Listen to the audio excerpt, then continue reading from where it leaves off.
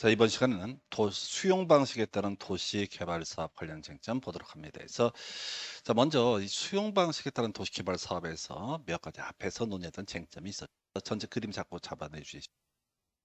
더 수용 방식에 따른 도시 개발 사업이라고 하는 게 이런 식이죠. 자, 기본적으로 개발 계획이라고 하는 것을 합니다. 그리고 도시 개발 구역을 지정을 하게 된다. 물론 이제 시골에서는 구역 먼저 지정한 다음에 개발 계획을 수립해도 되는 경우가 존재했었지요. 자, 그래서 시골이 뭐냐를 외우는 게 아니라 시골이 아닌 게 뭐냐. 겁나 빠른 동네 3초 30% 초과다. 주상공 면적 협계가 전체 도시개발구역의 30% 초과하면 이것은 시골이 아니다. 이래서 이런 경우는 구역 지정한 후에 개발 계획을 수립할 수 없다. 이런 식으로 봤었고요. 그 다음에 이제 실시계획이라고 하는 주제를 앞에서 공부하셨습니다. 그래서 이 개발 계획에 맞게 실시계획을 수립해서 확정 짓는다라고 하는 것을 실시계획 인가라고 부르게 됩니다. 수용 방식에 있어서는 수용이라는 개념이 하나의 이슈가 될 테고요.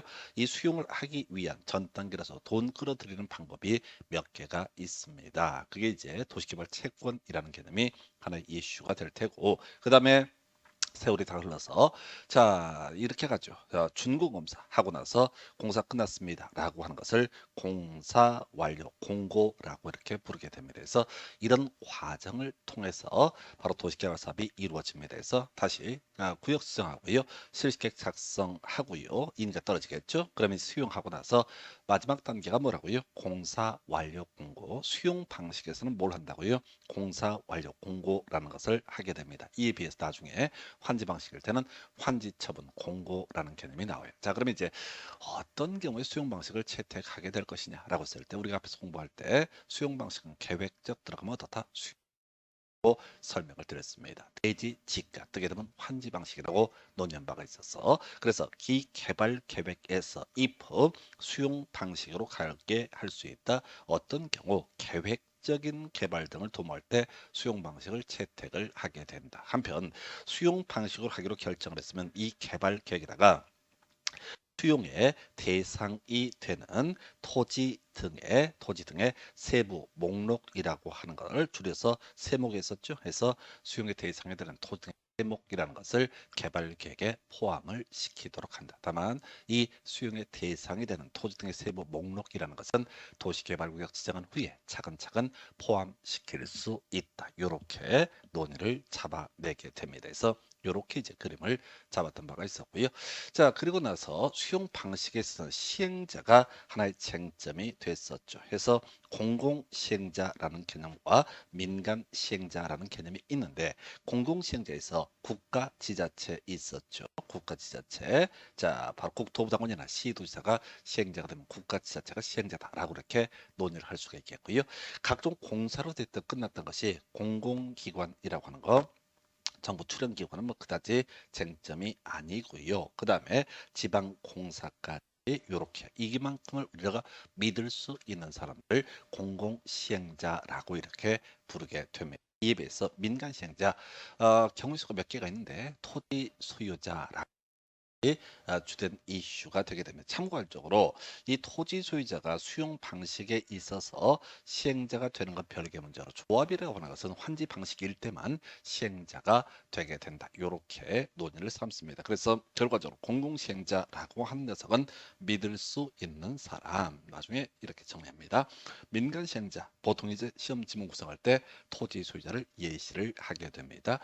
그래서 이 사람 믿을 수 없는 사람, 이런 식의 미리 마음속에 잡아두시다. 다시 갑니다. 자, 수용 방식으로 도시개발 사업 개발 계획에서 수용 방식, 계획적 개발이 필요하면 수용 방식을 채택하고, 이 개발 계획에다가 수용의 대상이 되는 토지 등의 세부 목록이라는 것을 포함을 시키게 되는데, 이 수용의 대상이 되는 토지 등의 세부 목록이라는 것은 개발 계획을 수립하는 시점에서는 알 수가 없고, 그래서 바로 이 수용의 대상이 되는 토지 등의 세부 목록이라고 하는 것은 도시 개발 후에 포함시킬 수 있다. 아, 요것도 있었구나. 이 세목고시가 있으면 어떻다? 사업 인정 및 고시가 있는 것으로 본다라고 해서 국토계획법에서는 실시계획 고시가 있으면 사업 인정 및 고시가 있는 것으로 본다. 도시개발법에서는 세목 고시가 있게 되면 사업 인정 및 고시가 있는 것으로 본다. 이때부터 수용이 가능한 시기라고 설명을 드린 바가 있습니다. 자, 그리고 이제 수용 방식의 시행자 공공과 민간으로 대별해 볼 수 있다. 공공, 국가, 지자체, 공공기관, 정부 출연기관, 지방공사라고 예시할 수 있다. 시험 지문에 뜨는 것은 지자체와 지방공사가 예시값으로 주로 뜨게 되는데 얘들은 믿을 수가 있다라고 이렇게 봐야 되고요. 이에 비해서 토지 소유자 같은 민간 시행자는 믿을 수가 없다라고 이렇게 전제를 삼게 됩니다. 이게 수용 방식의 전반적 앞에서 공부했던 관련 쟁점들을 정리를 해봤습니다. 한 번만 더 가겠습니다. 수용 방식에 따른 도시개발 사업 시행하는 과정, 개발계획 수립하고 구역 지정하는 게 일반적인 모습. 수용 방식으로 가고자 할 때는 이 개발 계획에다가 수용 방식으로 가겠습니다라고 하는 시행 방식을 결정을 하게 될 거예요. 그때는 이제 계획적 들어가면 수용 방식 이렇게 논의했었죠. 한편 수용 방식의 도시개발 사업에 있어서 개발 계획에다가 수용의 대상이 되는 토지 등의 세부 목록이라고 하는 것을 포함을 시켜야 된다. 이렇게 했었고요. 이렇게 세무고시가 있으면 사업 인정 및 고시가 있는 것으로 본다. 자, 이제 실시계획 만들어질 텐데 그 전 단계에서 시행자라고 하는 것이 정해져야 되죠. 그래서 공공시행자와 민간시행자로 구분하는데 국가, 지자체, 공공기관, 정부 출연기관, 지방공사 주로 시험에 뜨는 것은 지자체와 지방공사 믿을 수 있는 자들 이에 비해서 민간시행자로 소유자라고 하는 사람은 믿을 수가 없다. 그리고 이제 수용이라고 하는 것이 이루어지고 마지막 단계 공사 다 끝났습니다라고 외부에 발표하는 것을 공사 완료 공고라고 이렇게 이름을 붙이게 됩니다. 그래서 뭐 이런 식의 과정을 통해서 수용 방식에 따른 도시개발 사업이 있었고 이미 출제 쟁점 세무고시 있으면 어떻다 사업 인정 및 고시가 있는 것으로 본다. 수용 방식 관련한 쟁점으로서 미리 앞에서 설명드렸던 주제 이미 29회 때 출제가 됐던 바가 있습니다. 그래서 자꾸자꾸 이 그림을 막 연습하면서 그려보셔야 돼. 이게 도시개발법이나 정비법이라고 하는 것은 절차법이기 때문에 절차가 숙지 안 돼 있으면요 디테일한 부분을 공부를 한들 나중에 뒤죽박죽 돼 버립니다. 많은 수험생들이 그런 고민 비슷한 걸 얘기합니다. 그래서 도시개발 사업의 절차하고 정비 사업의 절차를 헷갈린다. 뭐 이제 헷갈리는 건 뭐 그렇게 개인 사정이고 이게 좋아요. 한 사람 한 사람에게 다 간에 이렇게 이해를 시키려고 노력을 했는데 또 내 마음대로 다 되지 않아. 그게 뭐 하여튼 어려웠어. 근데 이제 유튜브라는 채널을 통해서 하다 보니까 이게 이해가 안 되면 어차피 떨어질 거니까 나랑 인연 이게 몇 번 반복하고 노력하시면 이게 됩니다. 그래서 지금 뭐 블로그라든가 카페 너무 바쁩니다. 그래서 하루에 한 3시간, 4시간 자나 거의 죽음의 레이스에 서 낮에는 복덕방에서 분들하고 막 엮여서 별의별 사업을 하자고 이렇게 하는데 제가 얘기 된다. 그래서 특히 안 받고 하는 강의니까 되게 이 절차들을 좀 계속 힘들지만 이 훈련을 해주셔야 돼. 한 번 하고 나서 잊어버렸다 그러면 안 돼. 염치가 있어야지.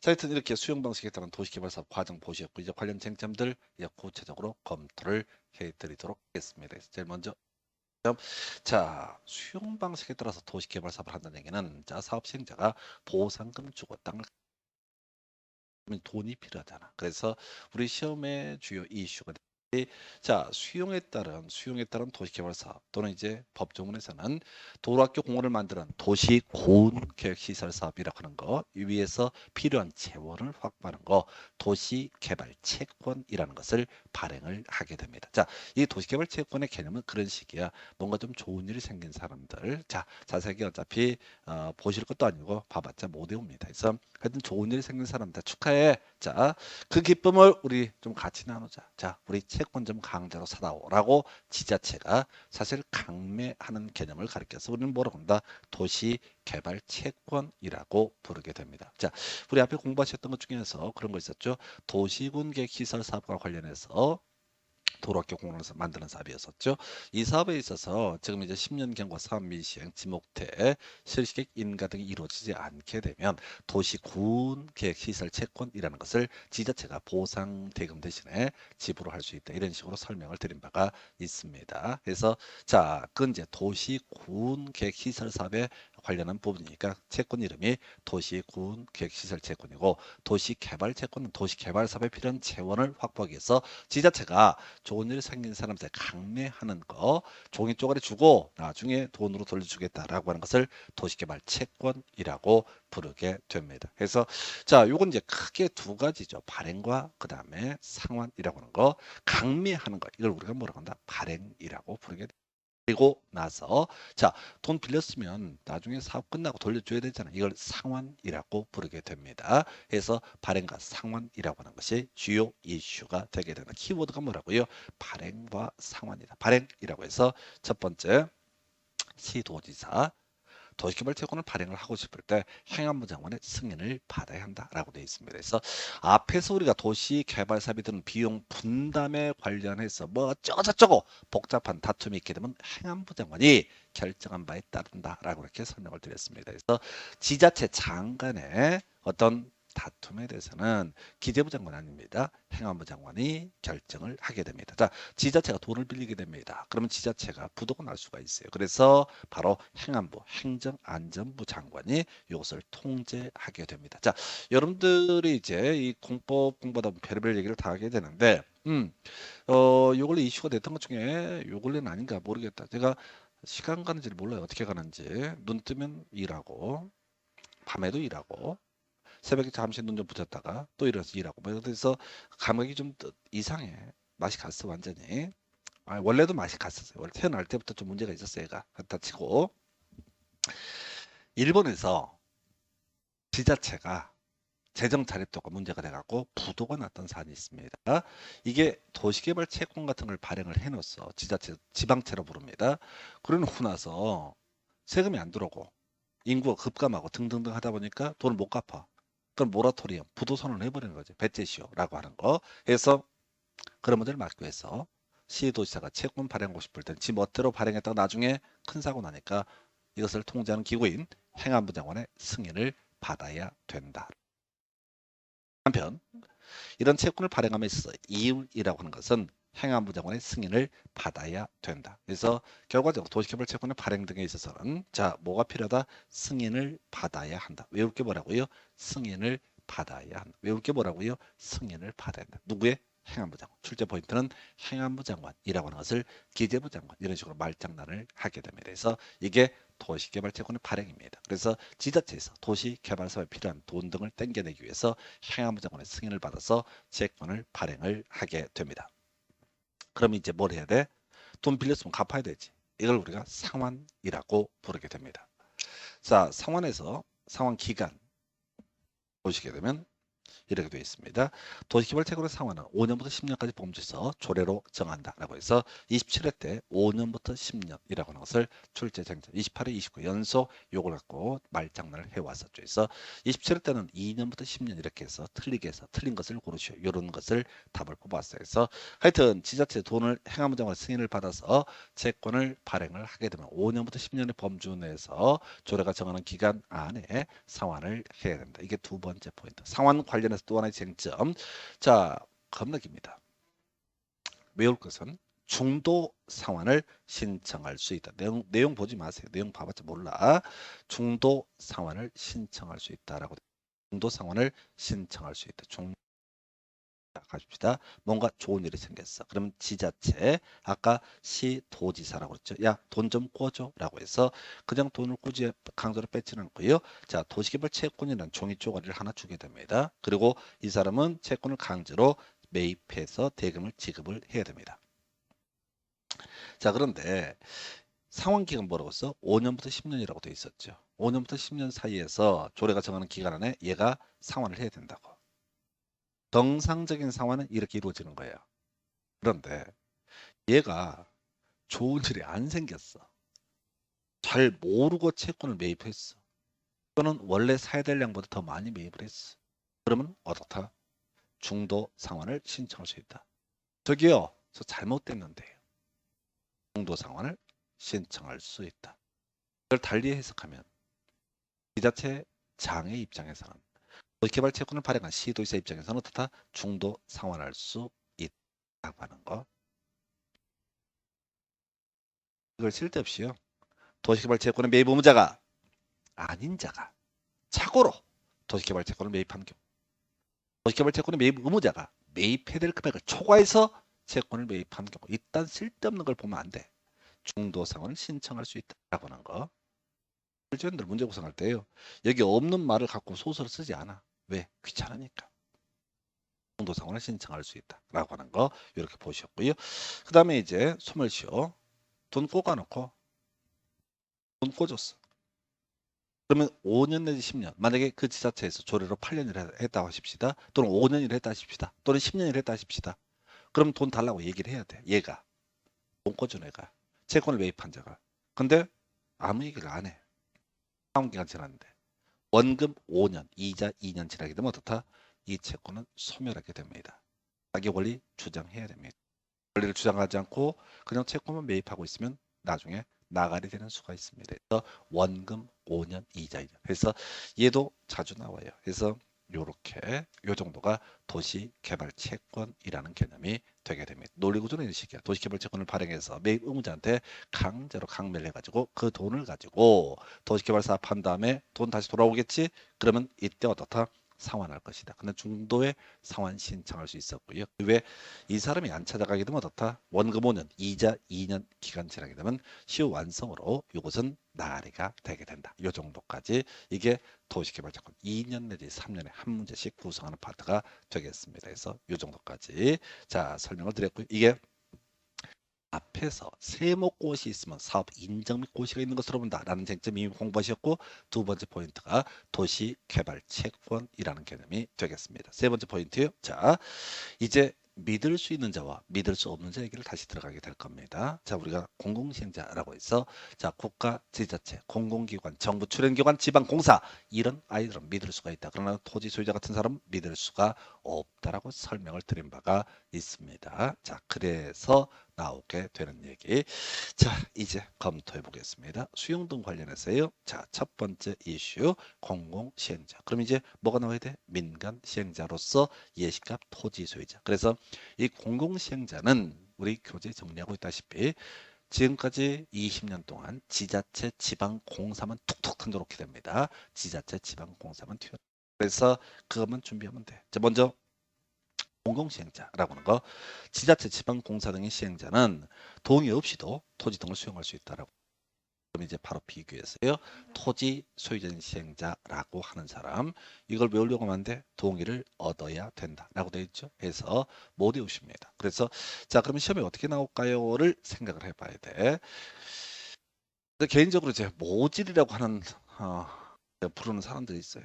면적 3분의 2 이상 자 소유하고 총수 2분의 1 이상의 동의를 얻어야 된다. 이런 걸 이제 외워요. 외워. 뒤지게. 뒤지지. 그거 처음 외워봐봤자 별 소용이 없어. 이거요. 요약한 게 이 정도입니다. 물론 바로 넣기 문제로 내지 않는다는 보장이 없기 때문에 전체 틀을 잡으면 그 다음 단계로 외우셔야 돼. 그런데 지금까지 논의의 쟁점은 항상 이거야. 이들을 쓰는 지자체 지방공사인 이런 사람은 면적 3분의 1 이상을 소유한다거나 총수 2분의 1 이상의 동의라든가 이런 동의 요건 없이도 어떻다 믿을 수 있으니까 수용할 수 있다. 그럼 이제 이 문제를 구성할 때 딱 정해져 있어. 지자체 지방공사인 시행자 동의 토지 소유자 총수 2분의 1 이상의 동의를 받아야지 토지 등을 수용할 수 있다. 틀렸습니다. 요걸 가지고 믿을 수 있냐 없냐 이 싸움을 하는 거예요. 이게 하나의 축. 두 번째 공공시행자를 믿을 수 있고 토지 소유자는 믿을 수 없다. 공공시행자 대신에 지자체 지방공사라고 아예 외우고 들어가는 게 좋아요. 그 다음 이슈 토지 상환 채권 이란 주제가 나오게 됩니다. 자, 개념부터 설명드릴게요. 수용 방식에 따른 도시개발 사업이라고 하는 것은 수용 보상금을 먼저 줘야 됩니다. 그래서 땅을 다 소유권을 확보해. 그리고 사업 시행하고 나중에 팔아먹는 방식이야. 그런데 토지 소유자한테 보상금을 주지 않고 종이 쪼가리를 줄 수 있다. 토지 상환 채권이라고 하는 거. 종이 쪼가리 주는 거야. 근데 이 채권의 의미가 뭐냐면 앞으로 토지 등으로 돌려주겠다 라고 하는 채권을 뭐라고 한다? 토지상환 채권. 그러니까 이런 식입니다. 도시개발사업 시행자 가 수용 방식에 따라 사업 시행하는 경우 현금으로 보상금을 주지 않고 나중에 도시개발사업을 완성해서 만들어지게 될 토지 건축물 등으로 주겠다라고 종의 조가를 주게 되면 그걸 토지상환 채권이라고 부르게 됩니다. 없어요. 자, 그래서 지자체 지방공사 미들 수행자입니다. 지자체 지방공사의 시행자는 금융기관 등의 지급 보증을 받을 필요 없이 채권 발행할 수 있다. 왜? 도망가지 않기 때문에. 그런데 토지 소유권 시행자 가 보상금을 현금으로 주지 않고 앞으로 만들어지게 될 토지나 건물로 주겠다라고는 토지상환 채권을 발행을 하고자 합니다. 그러면요. 금융기관 등의 지급 보증을 받아야지 뭘 할 수 있다? 토지상환 채권을 발행할 수 있다. 그럼 시험에 어떻게 나올까요? 같은 시행자가 또는 지방공사인 시행자가 토지상환 채권을 발행하기 위해서는 금융기관의 지급 보증을 받아야 한다. 이렇게 구성을 합니다. 이 문제, 이 명제에서 제일 중요한 키워드는 지급 보증이라고 하는 것이 키워드가 됩니다. 토지상환 채권이라는 단어가 나오면은 여러 가지 명제가 있을 거야. 부질없는 얘기야. 토지상환 채권이라는 명제가 나오면 무조건 뭘 찾아야 돼? 지급 보증을 찾아야 돼. 그래서 믿을 수 있는 지자체 지방공사인 시행자는 지급 보증이 필요가 없다. 믿을 수 없는 토지 소유자 시행자가 수용 방식으로 사업 시행함에 있어서 토지 상환 채권을 발행을 하고 싶을 때는 어떻다? 지급 보증이라고 하는 것을 받아야만이 이것이 가능하다. 이렇게 해석을 하게 됩니다. 이게 바로 수용 방식에 따른 도시 개발 사업의 내용이 되게 됩니다. 네, 그래요. 이게 각각의 쟁점이 됩니다. 이 파트에서는 지자체 지방공사의 시행자, 믿을 수 있는 자, 토지 소유자인 시행자, 믿을 수 없는 자라는 개념. 다시 정합니다. 공공시행자인 지자체 지방공사의 시행자는요. 동의 같은 거 없이도 수용할 수 있습니다. 그리고 지급보증 없이도 토지상환 채권 등을 발행. 한편 믿을 수 없는 토지 소유자 시행자는 동의 등을 얻어야 토지 등을 수용할 수 있는 강력한 권한이 발생합니다. 그리고 토지상환 채권을 발행을 하고 싶을 때는 지급 보증이라고 하는 것을 받아. 이 정도가 수용 등에 관련된 쟁점이 되겠습니다. 그 다음 논의할 쟁점. 다 끝났습니다. 그 사이에 도시개발 사업이. 그러면은 분양을 해야 되겠죠. 분양을 할 때 완성된 형태의 토지 등을 가리켜서 조성토지라는 표현을 씁니다. 근데 완성되지 아니한 형태의 토지 등을 가리켜서 원형지라는 용어를 쓰게 됩니다. 다시요. 수용 방식에 따른 도시개발 사업이 이루어지게 된다 라고 했을 때 이제 만들어진 토지 건축물 등을 특히 토지를 분양을 해야 되잖아요. 두 가지 형태다. 원형지. 말 그대로 뭐야? 원형 그대로 분양을 하는 거다. 조성 토지. 완성된 토지를 분양을 하는 것이다. 용어 정리하셔야 됩니다. 원형지. 원형 그대로의 토지라는 말이에요. 조성 토지는 도로도 다 세팅하고 하수도 묻고 닭도 다 잡고 그래서 우리가 공간정보법 할 때 그런 거 있었잖아요. 공간정보법 공부하다 보면 이제 지번부의 특례라고 해서 도시개발사업 시행지역에서의 지번부의 특례라는 개념이 있었죠. 어떻게 한다고 그랬어요? 몰라. 겁나 복잡했어. 자, 그런데 도시개발사업 시행지역에서의 지번부의 방법이라고 하는 것은 행축지라고 해서 행정구역 개편, 지번 변경, 그 다음에 축적 변경 이런 경우에도 똑같이 지번 부여 방법을 준용한다. 뭔 얘기하고 있어요? 조성토지입니다. 100% 깔끔하게 완성된 토지 등을 가리켜서 조성토지.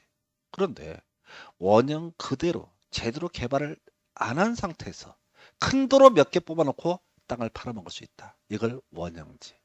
자, 그러면 원형지가 좋아요? 조성토지가 좋아요? 원형지가 훨씬 낫습니다. 훨씬 싸기 때문에. 땅을 받는 입장에서. 물론 일반 개인한테 잘 원형지 공급을 하지 않습니다. 그래서 지금 공급과 관련한 쟁점으로서 원형지라는 개념을 먼저 봅니다. 자, 그래서 원형지라고 해서 자 먼저 공급 가격을 먼저 정리해 공급 면적 쉬운 것부터 가봅시다. 이 원형지는 도시개발구역 전체 면적의 3분의 1까지만 공급될 수 있다. 이렇게거든요. 그래서 실제 포인트 공급 가격이라고 하는 거. 원형지는 섭지를 거의 안 한 상태예요. 겁나 싸게 분양을 합니다. 그럼 이걸 이해하려면 다시 절차를 봐야 돼요. 우리가 앞에서 도시개발사업의 절차라는 게 개발 계획의 수립. 여기는 도시개발 구역의 지정이 내포가 되어 있죠. 그 다음에 실시 계획의 작성 및 인가라는 개념이 있었죠. 그리고 아까 수용이라는 절차가 있다. 믿을 수 있는 자는 독이 없이 수용할 수 있었고요. 토지상권 채권 지급 보증 없이도 가능했었고 토지 소유자인 시행자 믿을 수 없는 자는 동의 등 얻어야 수용권 행사할 수 있었고요. 그리고 또 하나가 토지상권 채권을 발행할 때 금융기관의 지급 보증 등을 받아야 된다. 이런 식으로 논의가 됐었습니다. 그리고 나서요. 마지막 단계가 뭐였어요? 공사 완료 공고. 그래서 사업이 다 완성된 상태에서 분양하면 이걸 뭐라고 한다? 조성 토지. 사업이 완성되기 전에 분양하는 걸 뭐라고 한다? 원형지. 원형지는 들어간 돈이 작으니까 겁나 싸게 분양을 할 수만 있다라면, 돈만 있다라면, 법상 허용이 된다라면 우리는 원형지를 사는 게 아주 좋습니다. 그래서 자 원형지 공급 가격은 개발 계획이 반영된 감정가에다 시행자가 원형지에 설치한 기반 시설 등의 공사비를 더한 금액을 기준으로 결정한다라고. 수용이라고 하는 것은요. 이 개발 계획이 반영된 감정가. 이게 수용가입니다. 도시개발구역을 지정하게 되면요. 개발계 가치 수립한다고 그랬었죠. 그러면 땅값이 뜰 겁니다. 그때 수용을 할 때 개발 계획이 반영된 감정가를 주고 땅을 뺐습니다. 그리고 사업 시행자가 여기다 노가다 삽질을 하겠죠. 사업을 진행을 하겠죠. 그런데 큰 도로 한두 개만 설치했으면 이 분양할 토지 가격은 겁나 작겠죠. 그래서 기반 시설 등의 공사비를 더한 거예요. 많은 기반 시설을 설치한 게 아닙니다. 조금 설치했어요. 그러니까 조금 더 돈을 받아서 더해서 이 금액으로 다 공급을 한다. 감정가에다가 공사비를 더한 금액이라고 하는 거. 이걸 달리 얘기하면 원가입니다. 사업 시행자가요. 보상했겠죠? 그게 뭐라고요? 감정자 개발 계획이 반영된 감정가가 되게 됩니다. 그 다음에 자기가 필수로 나갔던 돈 일부 기반시설 설치했거든요. 공사비를 더한 금액. 감비 이게 바로 겁나 싼 가격 이렇게 가는 거예요. 이게 원형제 공급 가격. 한번 답이 됐던 적이 있습니다. 문장을 보지 마시고 개발계획이 반영된 감정가, 개발계획이 반영된 감정가에다가 공사비를 더한 금액. 그래서 최근에 이제 나왔던 주제가 있었죠. 이렇게 원형지 공급 계약이라는 것을 체결했습니다.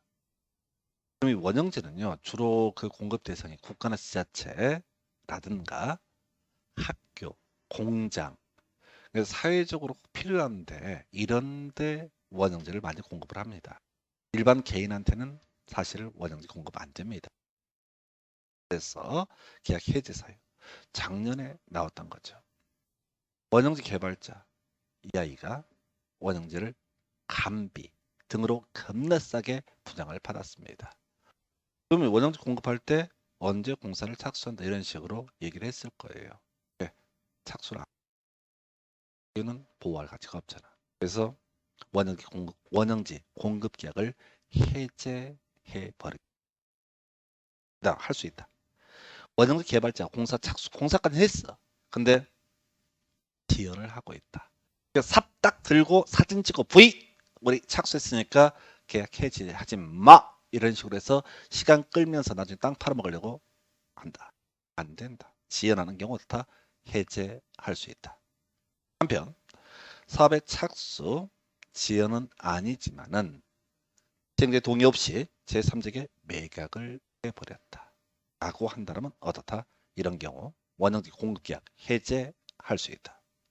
또는 공급받은 토지를 세부 계획성 목적으로 사용하지 않는 등 그 공급계약의 내용을 위반하는 경우 이것들의 공통점은 투기 되겠습니다. 원형지를 공급받을 때 이러이러한 용도로 쓰겠다라고 해놓고 언제 공사 착수한다고 해놓고 착수를 안 한다. 착수만 해놓고 사업을 지연을 시키고 있다. 또는 몰래 제3자에게 매각을 해버렸다. 혹은 계획을 위반을 했다. 계약의 내용을 위반했다. 라고 했을 때 이때는 원형지 공급계약 해제할 수 있습니다. 그래서 착지 매위 이런 식으로 말을 만듭시다. 착지 매 착수하지 않는 경우 지연하는 경우 매각하는 경우 위반하는 경우 착지 매위는 어떻다? 바로 계약 해제 사유가 되게 됩니다. 한번 더 가볼까요? 자, 원형지 공급 관련해서 쟁점들 보고 있습니다. 자, 지금요. 감비 겁나 싸게 분양했다.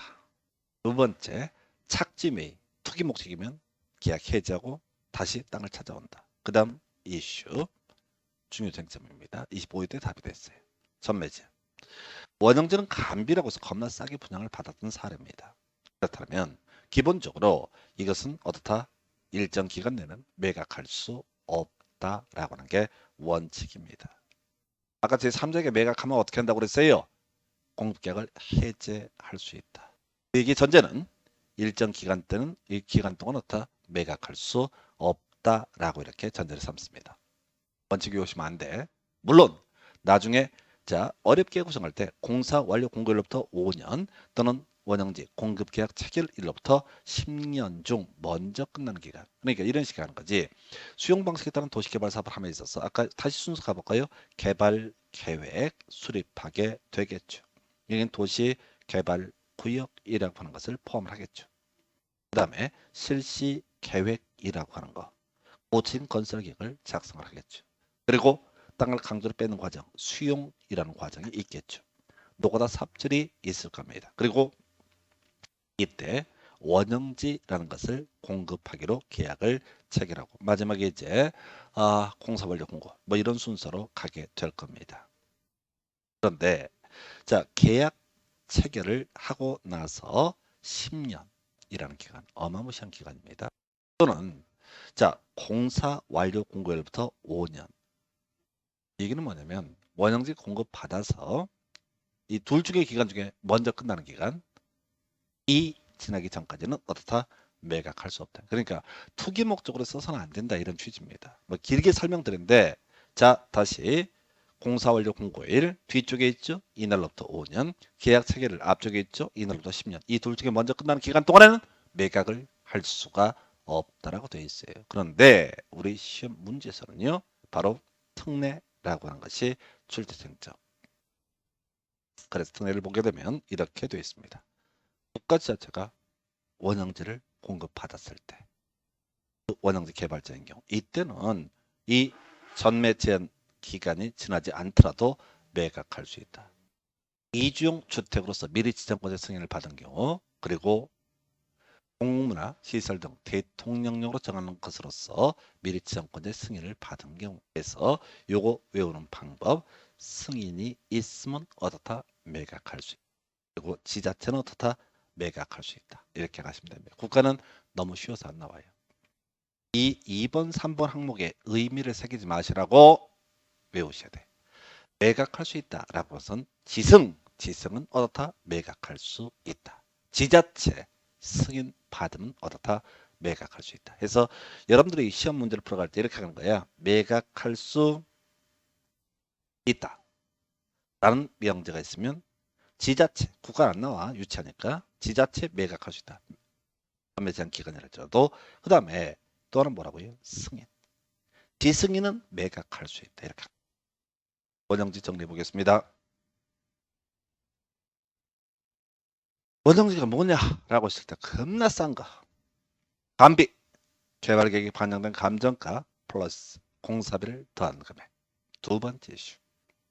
착지 매위. 착지 매위는 어떻다? 원형지 공급가격의 해제 사유가 된다. 세 번째. 원형지 매각할 수 있다가 중요하다고. 5년 10년 얘기는 아직은 내지 않은 주제야. 그래서 매각할 수 있다. 지자체 승인을 얻은 경우 어떻다? 매각할 수 있다. 그래서 가격 얘기, 해제 얘기, 착지 매입에서 해제 얘기, 그 다음에 매각이라는 키워드, 이렇게 키워드를 가지고 공부를 하셔야 됩니다. 안 그러면 이 문장을 다 듣고 읽어보시고 감동을 받으시고 이해를 하시고 시험장에서 뒤지고, 절대 여러분들 시험장 가서 맨정신 아닙니다. 지금 가지고 있는 실력, 앞으로 쌓아갈 실력들의 3분의 1, 4분의 1도 발휘 못하면 공부를 꼭 안 해서 떨어지는 게 아니야. 실력 발휘 못해. 왜? 너무 힘드니까. 여러분들이 지금 저 유튜브를 통해서 하루에 2시간 정도씩 수업을 해드리는 그것도 너무 힘들어요.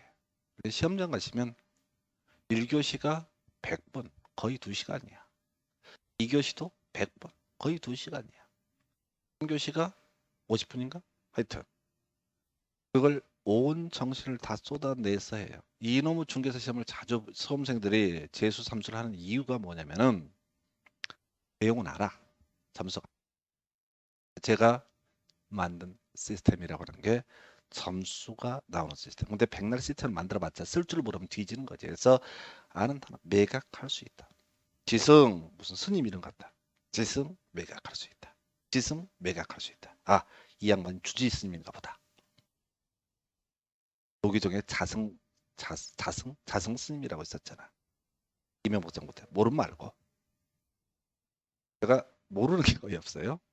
하여튼 지승 매각할 수 있다. 이렇게.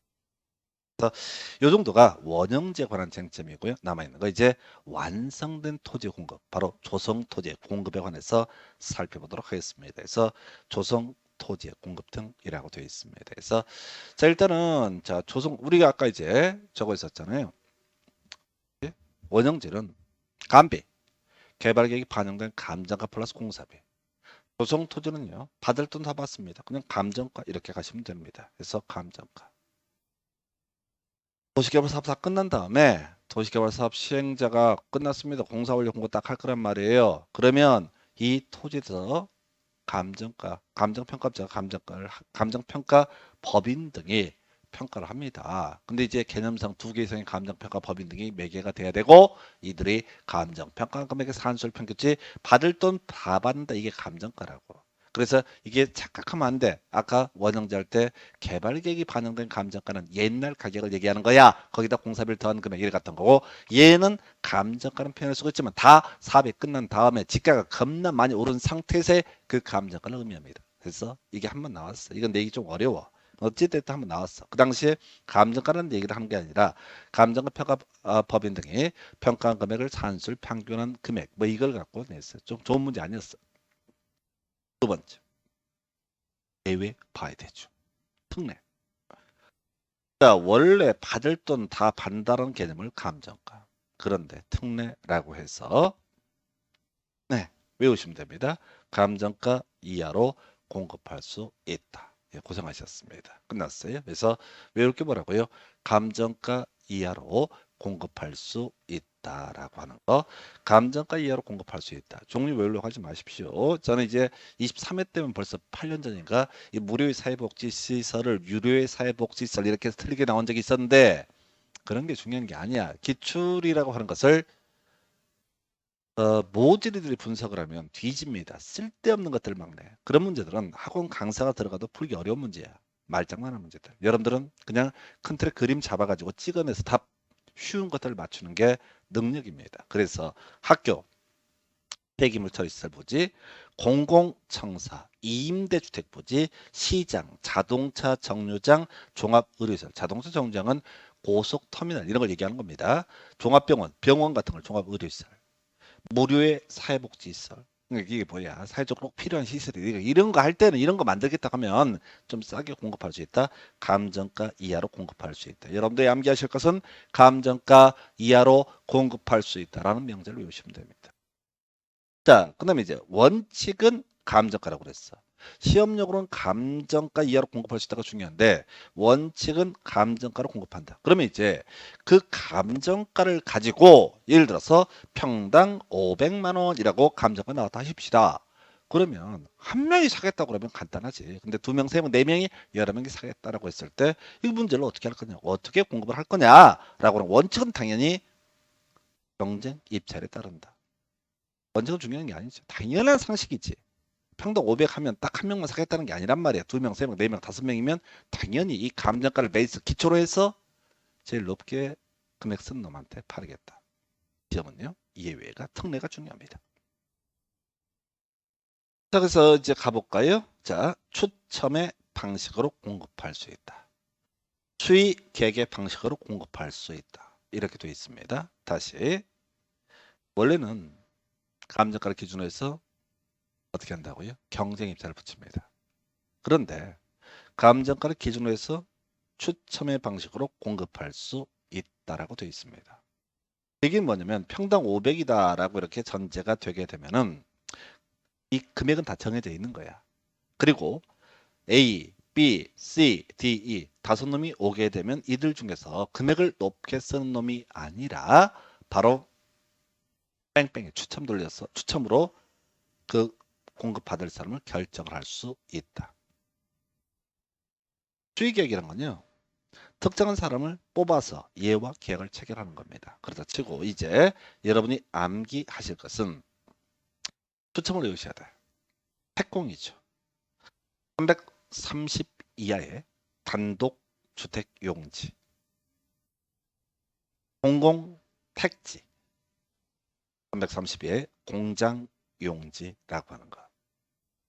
이 조항이 갖는 의미는 100평 이하의 소규모 단독 주택 용지, 경쟁 입찰 붙이지 않고 그냥 추첨하겠다. 여기서 큰 마진 남기지 않겠다. 공공택지, 주택법 가서 자세히 공부하십니다. 공동주택 건설 용지를 얘기해요. 이것도 추첨의 방식으로 공급합니다.